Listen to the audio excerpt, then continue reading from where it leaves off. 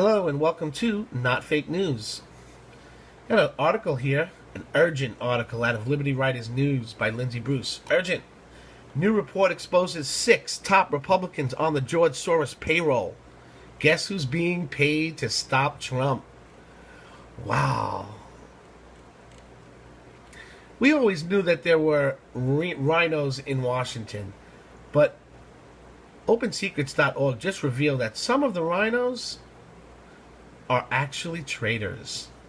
Investment Watch, the nonprofit, nonpartisan research group based in Washington, D.C. that tracks the efforts of money and lobbying on elections and public policy, revealed that while George Soros is responsible for funding Democrats and progressive causes, he has also bankrolled Senator John McCain and a small but select group of other Republicans. Unsurprisingly, all of the names revealed to receive funding from Soros have a track record of opposition to President Trump.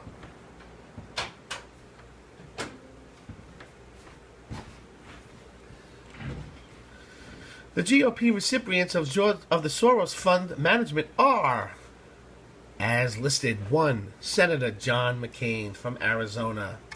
House Speaker Paul Ryan from Wisconsin. 3. Senator Marco Rubio. Governor John Kasich from Ohio. Senator Lindsey Graham.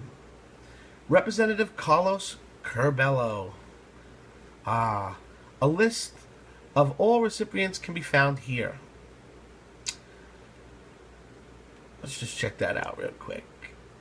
Let's do that. Oh, God. Look at them. Okay, here's the list. Boom.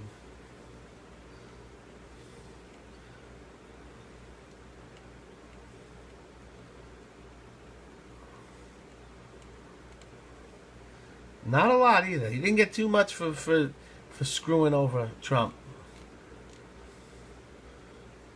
I don't know. This seems a little low.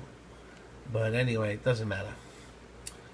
And back. John McCain has been especially critical of Trump, even blasting him today from his stern phone call with Australian Prime Minister. McCain and Graham also attacked Trump for implementing the immigration ban. We fear this executive order will become the self-inflicted wound in the fight against terrorism. McCain and Graham said in a joint statement, adding that Trump's executive order may do more to help terrorist recruitment than improve our security. It seems that every move Trump makes, the same characters are quick to delegitimize the president. Now it all makes sense. Yeah, I mean, if Trump walked on water, they would say, he can't swim. I mean, it's just sickening. Next ad is out of PJ Media by Michael van der Gallion. Dutch populist Geert Wilders praises Trump's immigration ban. Dutch lawmaker, Republican National. Okay. Although leaders of the mainstream parties in Europe have condemned Donald Trump's immigration ban on people from 7 Islamic countries, one very prominent Dutch political leader has a completely different opinion. Party for Freedom, PVV, leader Geert Wilders has praised and defended Trump's executive order, explaining that it is the only way to protect America and other Western countries from terrorists who try to use the refugee crisis to smuggle jihadists into Europe and the United States. I am very happy, very surprised with politicians like Donald J. Trump. You know, it's a kind of refreshment, a fresh air in the room where the windows have been closed for too long. He continues, we have in Europe, in Holland, in the rest of the world, we have especially a lot of politicians who are unable to deal with the mass immigration that we have faced in the last decades.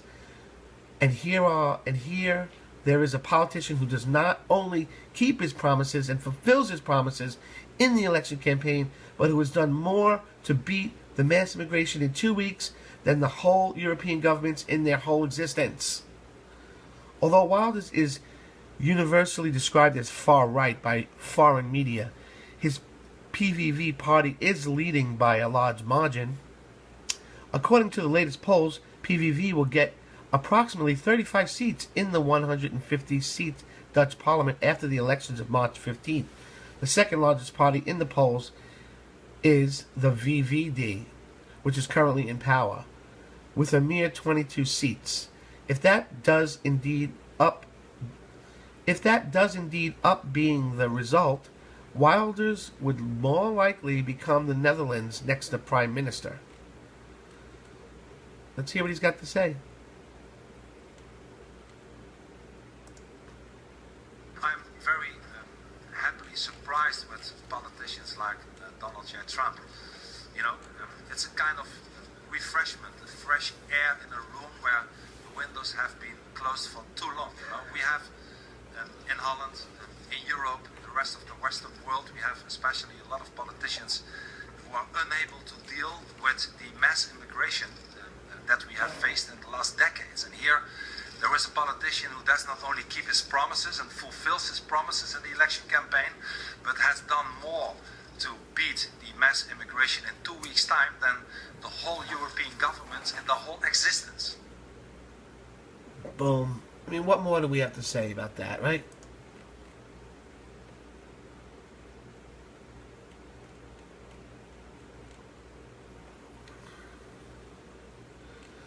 All right, and the next article, our final article here, out of PJ Media, article by Tyler O'Neill, Fake News. Why is everyone going insane over Neil Gorsuch and some fascist club?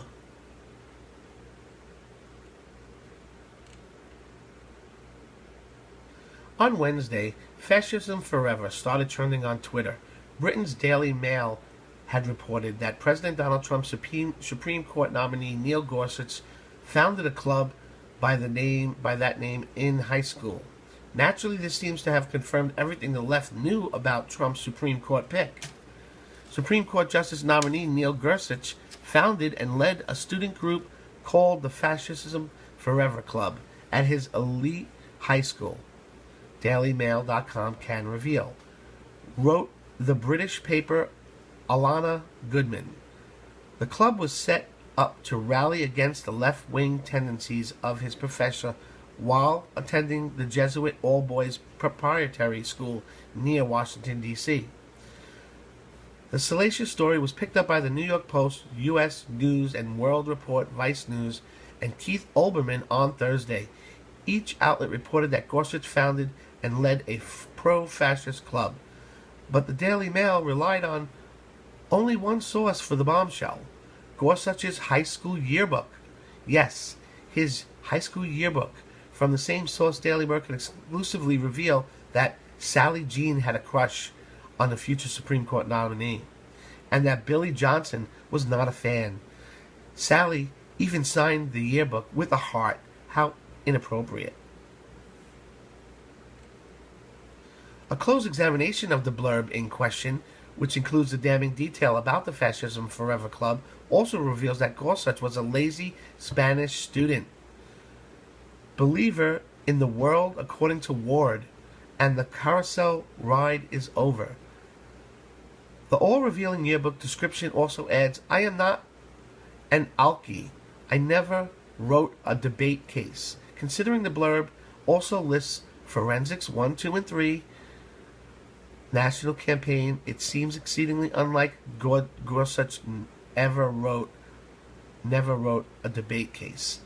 Earth to newspaper reporters. High school yearbook editors sometimes have a sophomoric sense of humor. Whelan also added, I am reliably informed that no such club ever existed and that there was instead an inside joke among friends in the senior class that parodied political debates happening in school. Parodied, made a joke of the debates, so it's probably just a joke. A contemporary at Gorsuch at high school also tells me that the yearbook editors added stuff to the students' blurbs without their permission. Kyle Blame, an editor at CNN's K-File, had another suggestion. Let's all at least consider that the 1980s Fascism Forever Club was a young conservative's cheeky response to liberals calling Reagan one. Huh. That makes a lot more sense.